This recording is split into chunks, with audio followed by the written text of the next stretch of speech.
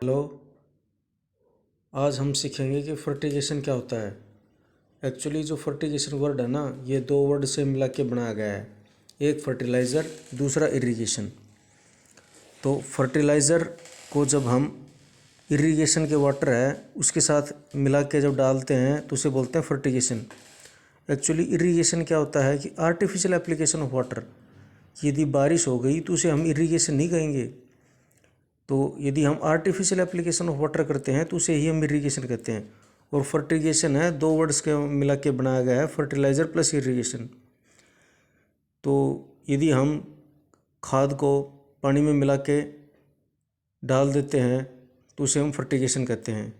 English में हम ऐसे इसे डिस्क्राइब करेंगे, it is a method in which fertiliser is incorporated along with irrigation water. तो इसके अंदर फर्टिलाइज़र यूज़ कौन कौन से हो सकते हैं? एक तो नाइट्रोजन और एक पोटास। फर्टिगेशन के अंदर वही फर्टिलाइज़र हम यूज़ कर सकते हैं जो कि वाटर सोल्यूबल हो।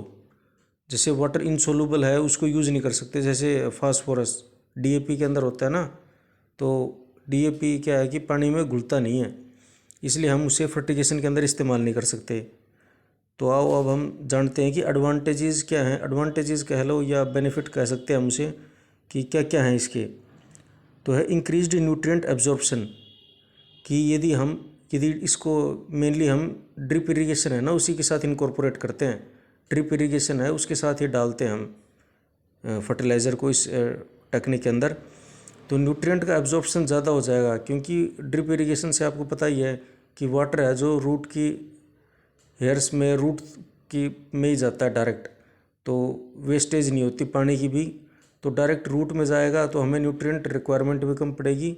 और न्यूट्रिएंट एब्जॉर्प्शन, क्योंकि डायरेक्ट रूट में जा रहा है तो न्यूट्रिएंट एब्जॉर्प्शन बढ़ जाएगा। दूसरा है रिडक्शन इन फर्टिलाइज़र रिक्वायरमेंट, क्योंकि यदि हम पानी कम डालेंगे तो फर्टिलाइज़र की मात्रा कम होगी, तो इसलिए उनकी मात्रा में रिडक्शन हो जाती है। तीसरा है रिड्यूस्ड लीचिंग। जो फर्टिलाइज़र्स का है, जो भी न्यूट्रिएंट होते हैं उनका पानी के साथ घुल के नीचे चले जाने की प्रक्रिया को बोलते हैं लीचिंग। तो रिड्यूस्ड लीचिंग हो गई, क्योंकि हम अप्रोप्रिएट डोज डाल रहे हैं ना, ज़्यादा नहीं डाल रहे। ज़्यादा डालेंगे तो लीचिंग हो जाएगी। तो अप्रोप्रिएट डोज डाल रहे हैं, इसलिए लीचिंग है वो रिड्यूस हो जाएगी। फिर है रिड्यूस वाटर यूसेज, क्योंकि ड्रिप इरिगेशन के साथ हम कर रहे हैं तो वाटर का भी यूसेज कम ही हो जाएगा, क्योंकि वाटर कम यूज़ हो रहा है, फर्टिलाइज़र कम यूज़ हो रहा है, ड्रिप इरिगेशन के थ्रू कर रहे हैं ना इसलिए। फिर है इंक्रीज्ड न्यूट्रिएंट यूज़ एफिशिएंसी, कि जो एफिशिएंसी थी, एफिशिएंसी न्यूट्रिएंट यूज़ एफिशिएंसी मतलब अब हम कितना न्यूट्रिएंट डाल रहे हैं और कितना प्लांट्स द्वारा अपटेक किया जा रहा है। तो डायरेक्ट रूट जोन में डाल रहे हैं इसलिए अपटेक ज़्यादा हो रहा है, तो इसलिए न्यूट्रिएंट यूज़ एफिशिएंसी उनकी बढ़ जाएगी। फिर है saving of water, fertiliser, man power and electricity, क्योंकि यदि हम खेत में खाद डालते हैं तो अमूमन आप लोगों ने देखा होगा कि पानी देते हैं, उसके बाद फर्टिलाइज़र का छिड़काव करते हैं, या स्प्रे करेंगे या छिड़काव करेंगे। तो उसमें वाटर की भी रिक्वायरमेंट कम हो गई, फर्टिलाइज़र की भी रिक्वायरमेंट कम हो गई, क्योंकि डायरेक्ट रूट जोन में जा रहा है। और मैन पावर की, क्योंकि आदमी को अब इस काम के लिए परेशान होने की ज़रूरत नहीं है, मशीनों द्वारा ये काम कर दिया जाएगा। इलेक्ट्रिसिटी की भी रिक्वायरमेंट कम है, क्योंकि उसके लिए स्पेशल पानी देना पड़ता है फर्टिलाइज़र डालने के लिए। उसी खर्चे में अब फर्टिलाइज़र की भी कमी को पूरा किया जा सकता है। Reduced formation of soil hard pan, यदि हम ज़्यादा न्यूट्रिएंट डाल देते हैं ना, एक्सेस हो जाती है उनकी, तो वो साल्ट्स बन जाते हैं जो, और साल्ट्स एक्यूमुलेट हो जाते हैं रूट जोन में। उसके बाद क्या होती है, डेवलपमेंट हार्ड सॉइल पैन है ना वो बन जाती है।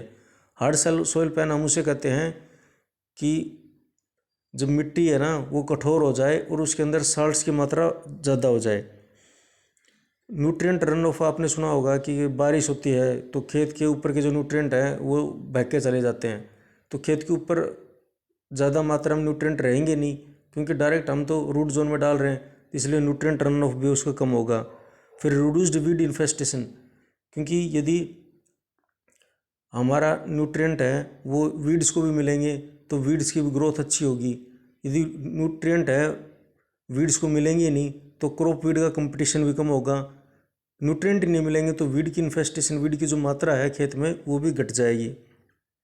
फ्लेक्सिबिलिटी इन फील्ड ऑपरेशन, फील्ड ऑपरेशन के अंदर फ्लेक्सिबिलिटी हो जाएगी कि हमें कोई काम, किसान को अलग से स्पेयर टाइम की ज़रूरत नहीं है कि उसे ये काम करने के लिए एक बार आप ड्रिप इरिगेशन के साथ वेंचुरी होती है और फर्टिलाइज़र यूनिट होती है, उसके अंदर डाल के आप छोड़ दो, वो अपने आप फर्टिलाइज़र की और इरिगेशन की दोनों डिमांड पूरी कर देंगे। धन्यवाद।